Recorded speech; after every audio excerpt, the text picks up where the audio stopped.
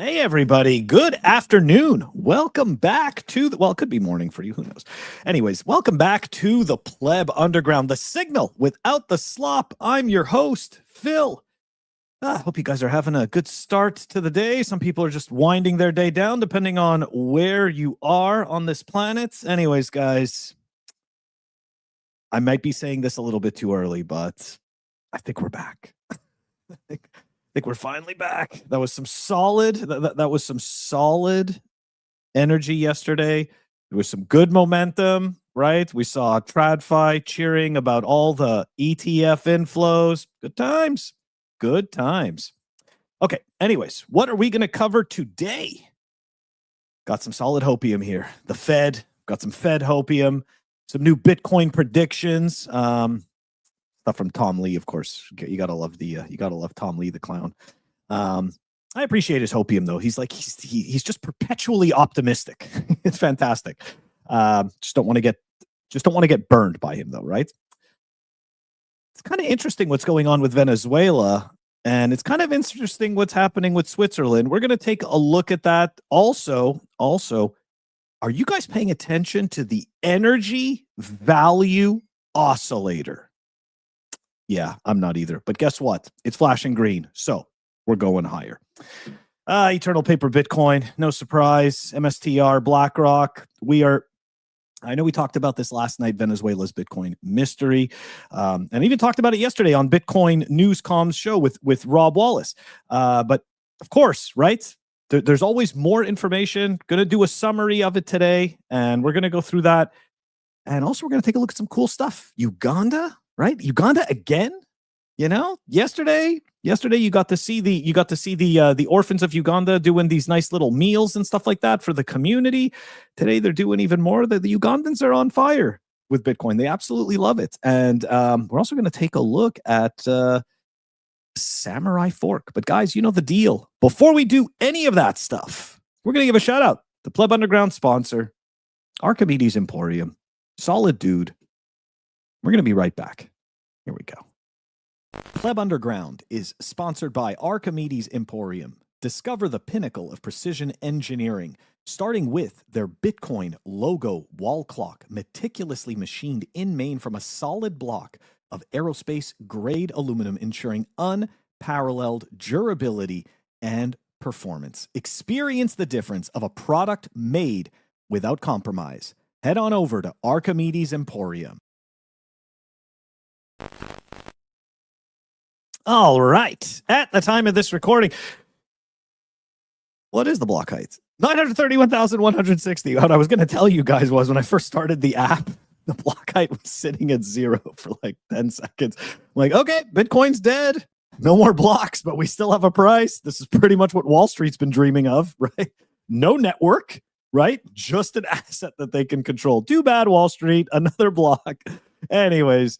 What are we doing over here? Hash rate, 1 zeta hash. It's kind of funny when countries talk to you about unsecured assets. It's like, yeah, try to reverse a transaction on the Bitcoin network. I dare you. The total lightning capacity, which kind of interestingly enough, we learned last night that BSV has a smaller market cap than all of the Bitcoin that is in public lightning channels. I know we're not supposed to kick them when they're down, but you know what? The amount of shit that came out of that, I'm not even going to call them a community, okay? BSV supporters, the amount of crap that we had to deal with, you know what? Eat the crow, okay? You guys, you've been wrong the entire time. A whole bunch of noobs got wrecked because they listened to your nonsensical bullshit, and it's just going straight to 0. But keep in mind, right? When it comes to shitcoins become zombie coins. They do not entirely die, not always. Okay, so just keep that in mind for the people who don't know about the zombie coins. Anyways, all right, let's dive into the fun. We've got some solid Hopium. Here we go. This is impressive. This one is from Namcios or Felipe Di Martini. The Fed officially ended QT. Could you tell? Could you tell by the little pump we got there over the weekend? I think so. In December, and is already expanding the balance sheet again. 59 billion added just in the last week of 2025. Liquidity is coming back. 2026 is bullish for Bitcoin. Okay. Well, you know what? Still some people saying that the 4-year cycle is still intact.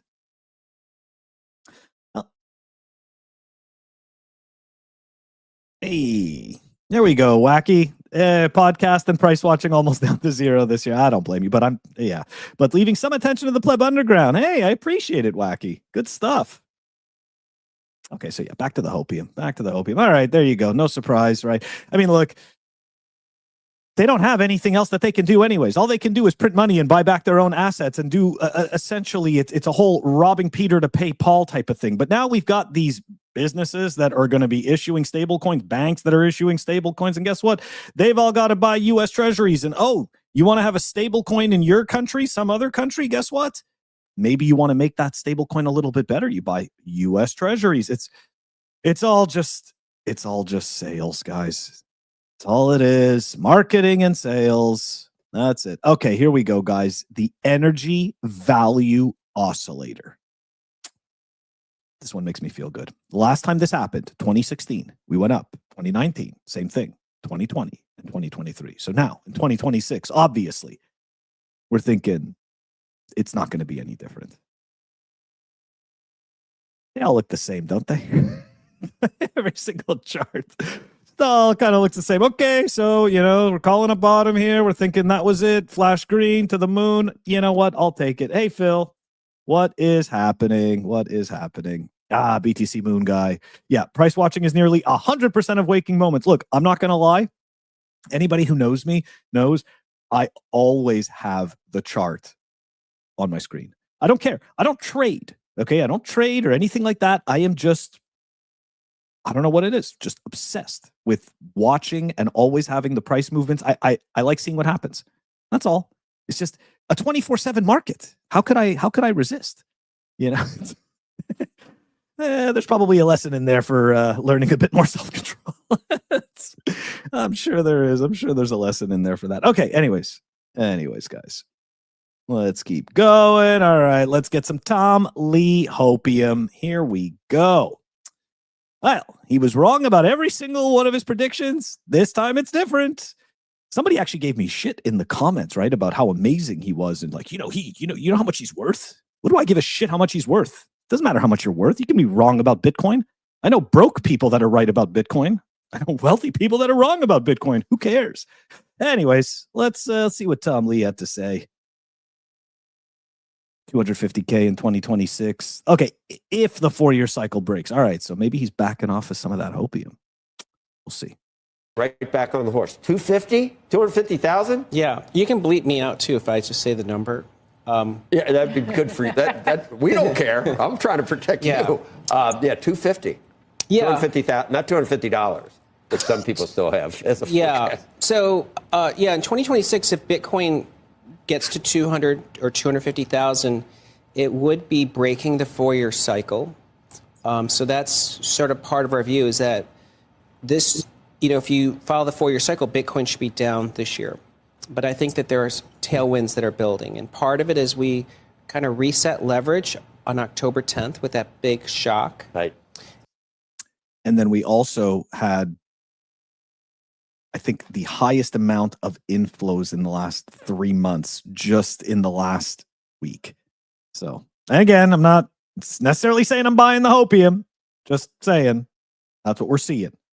And now I think there is still institutional adoption taking place, and Wall Street is still building a lot of products on the blockchain. And then we have U.S. government support. So I think these are tailwinds that help Bitcoin recover this year. And even though people have pointed out the divergence from gold and silver, you think with gold and silver doing well, eventually Bitcoin benefits from that trade? Yeah, it does look like gold rallies typically lead Bitcoin rallies. So I think. All right. So pretty much, if you haven't figured it out yet, Tom Lee is just reading the same Twitter feeds as we are. I think it's been healthy for gold to rally. Part of it's, dollar debasement. And now. Yeah, we saw the gold rally, silver, right? Copper, there's like the copper, Bitcoin, gold ratio. Everything gets thrown at the wall. We see what sticks, and whatever sticks, that's what it was. That's what it was. With monetary easing, those are things that are supportive of crypto to follow. And as you know, crypto adoption rates are still quite low. So crypto has sort of an exponential growth opportunity because the adoption is increasing. Yeah, for sure. Totally increasing. To BTC Moon Guy's point here. He does have great hair. He has this extremely he has the hair of an eccentric person, right? Which is absolutely fantastic. I'm not gonna lie, right? Seeing the what I have been blessed with through genetics, not gonna lie, kind of jealous of that hair, right? I'd be able to style it so much better. Hey, good morning, Matt. Good morning. Okay. Anyways, let's continue. This is not about my hair insecurity. This is about some hopium. So let's do it. Okay, so I've known Matt for a good long time on Twitter. I find him to be one of the most reasonable male astrologists on Twitter. I mean, charting. He likes to do technical analysis. And for me, his takes are usually pretty objective and down to earth. So when I saw this yesterday, kind of worried. I kind of paused because I had spoken to Matt, like, let's say, I think it was about a month ago or so in a space. And, based on the current pattern, based on what was happening in the market, he wasn't 100% sure that we were going to, that 2026 was going to be a down year, that it was actually going to be up. But look at what he's doing.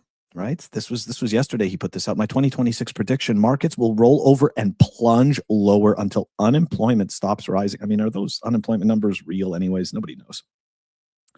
And no asset or equity will be immune from the drawdown. The S&P 6,300, NASDAQ 21,000, Russell 2,200, gold 3,500. Not really that bad. Gold 3,500, silver $50. So silver might be dying upwards. Doesn't surprise me. Gold does that. Bitcoin does that.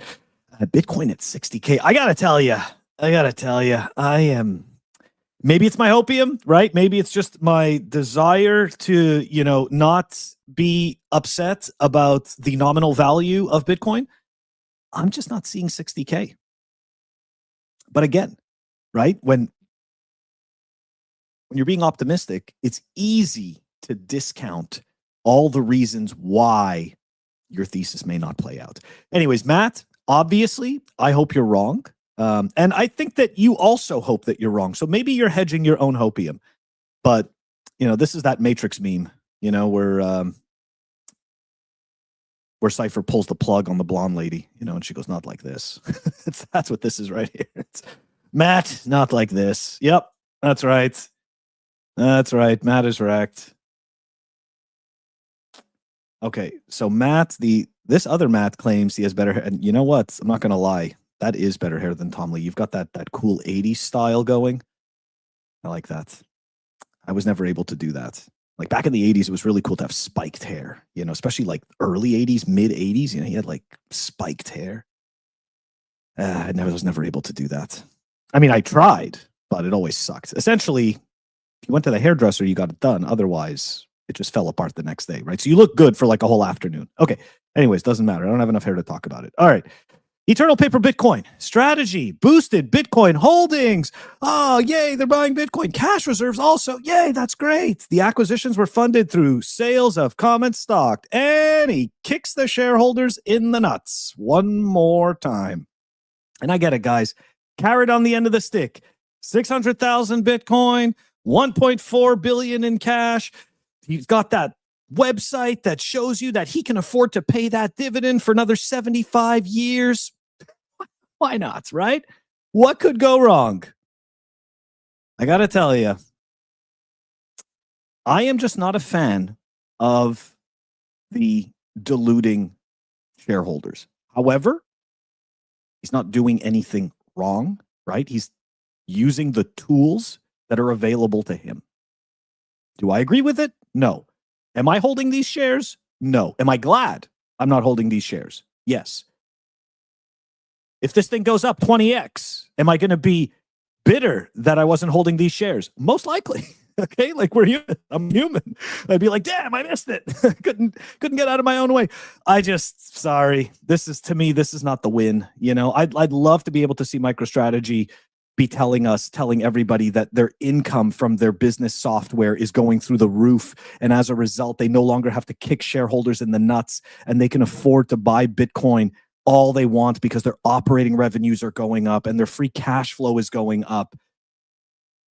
There's nothing wrong with a resilient company that can handle major downturns. And I don't believe it.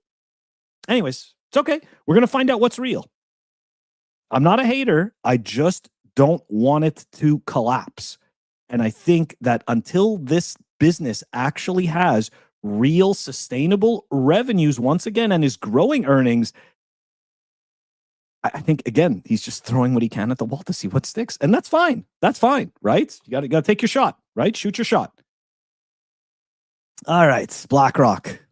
Blackrock Bitcoin ETF bought 287.4 million BTC on Friday. Largest single-day inflow since early October, what we were talking about earlier.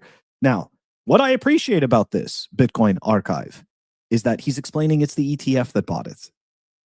For whatever reason, we see this time and time again. The framing is that BlackRock owns all of this Bitcoin, and they don't. They don't own all of this Bitcoin. They're simply custodians. It is the shareholders that necessitate the purchase of the Bitcoin when they buy shares. That's it. BlackRock themselves has less than 10 Bitcoin. I've repeated this 1,000 times. It's what it is. Sorry, guys. Okay. But in all honesty, it doesn't matter. I don't care. I don't need BlackRock to hold Bitcoin. All right, guys, the Venezuela stuff. Let's dive into it. I'm not gonna do this whole long thing, but look, everybody heard about it. The 60 billion shadow reserve, right? Does Venezuela have the secret Bitcoin hoard? Shout out to Bitcoin News for this. For years, the Venezuelan regime allegedly siphoned billions in oil revenue, gold reserves, and state assets into a shadow reserve of Bitcoin and Tether. New intelligence reports from Humint and whale hunting sources suggest Caracas may be sitting on a BTC stash that rivals MSTR. Starting in 2018, the regime began an aggressive liquidation of gold from the Orinoco mining arc. Sources indicate they converted roughly $2 billion in gold into Bitcoin at an average price of $5,000. So for years, Maduro and his inner circle looted Venezuela. Billions in oil revenue, gold reserves, state assets, and according to sources with direct knowledge of the operation, converted much of it into cryptocurrency, or specifically Bitcoin and Tether, to evade sanctions. The man who allegedly orchestrated the conversion, who built the shadow financial architecture that kept the regime alive under crushing sanctions, is not on that ship. Right? When Maduro was captured, this guy is conveniently not there. And I don't know, have they even found him? His name is Alex Saab, and he may be the only person on earth who knows how to access what sources estimate could be as much as 60 billion in Bitcoin. A figure that, if verified, would make Maduro's regime hidden fortune one of the largest cryptocurrency holdings on the planet, rivaling MicroStrategy and potentially exceeding El Salvador's entire national reserve. What Washington didn't know, and what court documents would later reveal, was that Saab has been a DEA informant since 2016, even as he built Maduro's shadow financial empire. Now, with Maduro captured, the question becomes, will Saab cooperate again, or will he disappear with the keys to Venezuela's stolen fortune? And what some people may not realize is that he is responsible for the entire framework that was set up for Maduro. It was all him. He was not, it's not just that like he's the guy who like managed the project. He's the only one that actually knows how any of it works in the background. So yeah, exactly, Phil. He gone. That guy is.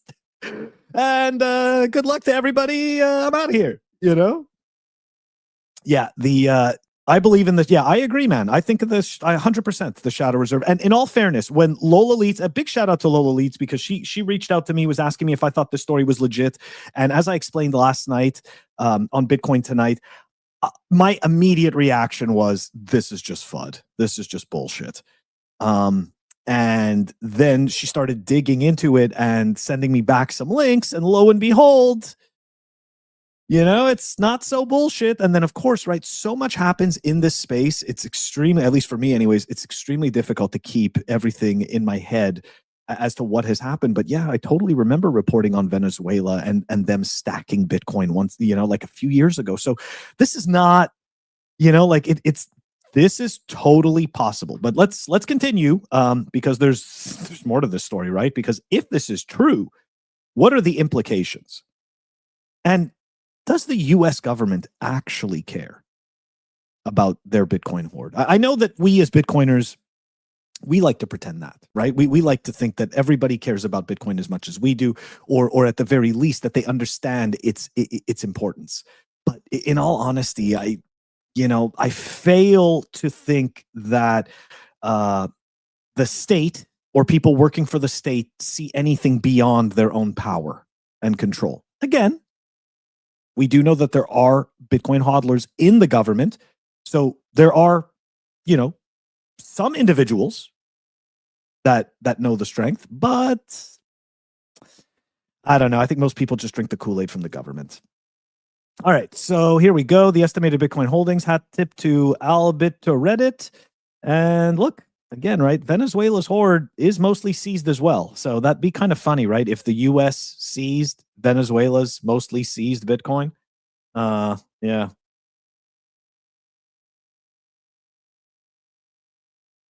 I don't know. Anyways, so on the heels of that, right? So it's interesting. Venezuela seized the Bitcoin. This part's actually pretty funny. If you really think about what happened, right? Us as a country, right? Did a military operation. It's not a war. Did a military operation, went into Venezuela and took their president, right? Okay, so fine. That's kidnapping. I don't care. You call it whatever you want, right? That's what it is. But the irony in this is pretty funny. So this from the Swiss federal government. With immediate effect, Switzerland is freezing any Swiss-based assets linked to Nicolas Maduro. If any assets turn out to be of illicit origin, Switzerland will do its best to ensure that these benefit the Venezuelan population. It's kind of interesting, right? That they froze his assets. It's like, and again, right? This, because what people don't realize is it's all that they're all in the same team, right? They're all playing for the same team. So it's like, hey, no problem. We're going to follow you right through over here and we're going to just follow along. And that's totally fine. It's just par for the course. Par for the course, if you ask me. Now, the interesting thing is people are speculating as to, is the U.S. government going to seize Venezuela's Bitcoin? So, I mean, first of all, we don't even know where Alex Saab is. That's the first piece to this puzzle. And then the second thing is, does that hoard actually go to the Treasury? Well, to the U.S. government? Because we're also seeing reports that the opposition leaders in Venezuela believe that the Bitcoin should be used to help revitalize the country. Who's going to get this Bitcoin? Alex Saab is a DEA informant from 2016. Where do his loyalties lie? I have an interesting clip here talking about exactly this, right? The impact of the Bitcoin from Venezuela. Let's take a look at this. Second order crypto effect here, where since for going back a decade now, my reporting was back in 2017, because of spiraling inflation of the Bolivar, a lot of people had turned to cryptocurrencies, mining Ethereum and Bitcoin in their homes in order to just have a stable source of cash. But the other side of this is the fact that there are multiple reports that the government itself has been looking to evade sanctions by doing sales of oil in Tether, which they then move into Bitcoin. And so much of this market moves on sentiment. So even the promise that perhaps the U.S. government, when they came in, might seize these assets, hold on to it, that's a bull case for Bitcoin if you have a stockpile such as that that isn't being liquidated. All right, very interesting stuff. Very quickly, because we got to go. Is it a tailwind for just Bitcoin or also Ethereum, Solana, and some of these other coins? It's a rising tide lifts all ships. In fact, XRP has had outsized performance. And when you see one altcoin do particularly well, it really is one of these signs of a risk-on environment. All right, Mackenzie Sagalos, great to see you as always. Thank you very much. All right, before we let you go, one more look at the futures right Spoiler, it's not raising all the ships. And if it does, it's very temporary. It's only good for Bitcoin. I know they want to pretend that the shit coins are doing well. But look, it's really simple, right? You just put every single time somebody tells you about some other asset or whatever it is, just simply put it up against Bitcoin, right? Just do the XRP, like in this particular case, the XRP Bitcoin chart, and boom, and we'll set it to a month. Okay. And just for the sake of it, even though I don't really care to show this, but at the same time, I just want people to understand the absolute nonsensical bullshit. So this lady just talked about how XRP's had a great year. Has it though? Is that what good looks like? Guys, it's a fucking pump and dump scheme. You have to be a moron to be holding this. Anyways. It's just too bad. It's just too bad that these people, yeah, it is. It pure paid advertising. Absolute nonsense. You know, it's such crap. Yeah, like, isn't it amazing how these people they don't realize how she doesn't realize how she just dismantled her own argument by saying that it's the tide that raises all ships, and then literally puts out the biggest affinity scam, or probably I'd say one of the top 3 biggest affinity scams in crypto. To prove the point. Still a clown world, guys. Still a clown world. We're still early. These people have no idea what they're doing. Okay? Not that I do, but at the very least, we're willing to admit that. Okay, anyways. Uganda and BitChat, guys. If you haven't downloaded BitChat yet, I think it's worth it. I've installed it. Unfortunately, there's nobody around me that has it. So, yeah. I can't really use it, but maybe if I'm stuck in a bad situation, you know, I have a feeling that this is the kind of app that becomes very useful in emergencies. And unfortunately, it's one of those things where we end up using it, we end up using it when we really need it. So anyways, that's just my impression. So let's take a look at this little BitChat Explorer chart. So this is all Uganda, right? And this is showing, like, guys, 130 active zones. 256 BitChat relays. Oh, sorry, out of 327. I mean, this is pretty crazy. Like, they've obviously found an excellent use case there for BitChat. Good job, Ugandans. Good job, guys. Yeah, let's go back to the XRP bros. The XRP bros are the biggest group of delusional people. Yeah, 100%. 100%. I mean, maybe, you know what? Maybe I can throw not every BSV person, but a good amount of them. The cause people are also pretty delusional. They're pretty funny too. But look, I appreciate all of them. I appreciate all of their rebuttals against Bitcoin, because right, it helps us go and check to make sure that what we understand about Bitcoin is accurate. Right. So when somebody goes and makes a fudding point, I'm like, you know what? I'll go check that out and see what they have to say. And if nothing else, it's for my own edification. Right. Nothing else, it's for my own edification. Anyways. All right. This is also another cool one, right? The orphans. So it's not just BitChat. So here we go. In Bugiri district, we're making Bitcoin open for everyone. This shop is a place where anyone can come and spend sats using peer-to-peer Bitcoin payments, fast, simple, and without middlemen. By using Bitcoin locally, we empower merchants, support our community, and keep value circulating among the people. That's right, guys. Bitcoin in Uganda. This is what I like to see. The global south. Fantastic. They're building it up. Gotta love to see it. Very curious, though, is it accepté like that, or is there a D at the end? Anyways, doesn't matter. It's good stuff. It's good stuff, and I appreciate it. Way to go, guys.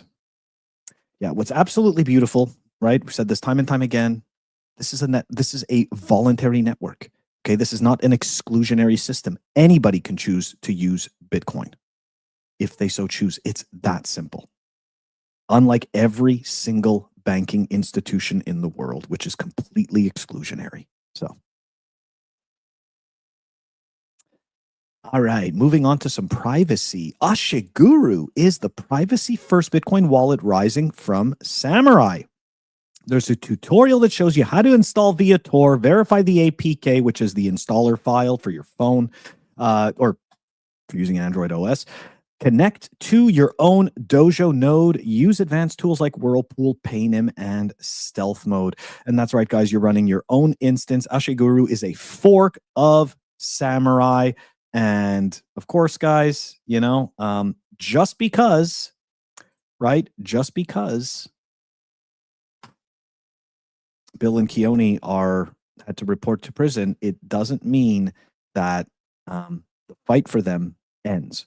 Right? We see people like Nat Brunell putting out interview after interview, garnering attention for this. And just, you know, if you feel compelled to do so, please take a look at the petition, consider signing it, and maybe consider donating to them. Unfortunately, we're not going to realize how important privacy is until it's probably too late. Anyways, all right, guys, that is going to wrap it up for us for today. I hope you guys have a great rest of the day. Let's see what we're at right now. Just before, what are we at? Damn. I said we were back. That was the title of the episode, was we're back. I could just died like 400 points. Anyways, it's part of the fun. All right, guys. Zoom out. Don't pay attention to the noise. Hey, thank you guys so much. I really appreciate it. Thank you, Banks. Thank you, Phil. Thank you, BTC Moon Guy, Cold Deck, Wacky, Matt, all you guys. I really appreciate it. And Plankton for reposting. Guys, have a great rest of the day. I am going to catch you tomorrow, 12:10 p.m. Eastern. And yeah, we're going to cover some more news. And hopefully we can find a new piece of Hopium. Because I don't know if you guys can tell, but like I literally go and find every single freaking piece of Hopium I can on the day. Just to throw it at the wall and be like, you see, guys, they've been repeating this stuff over and over again. We've been doing this for how many months? How much of this stuff has come true, right? But it feels good. It feels good. And that's what matters. I'm just kidding. It's not what matters. What matters is not getting wrecked. Have a great rest of the day.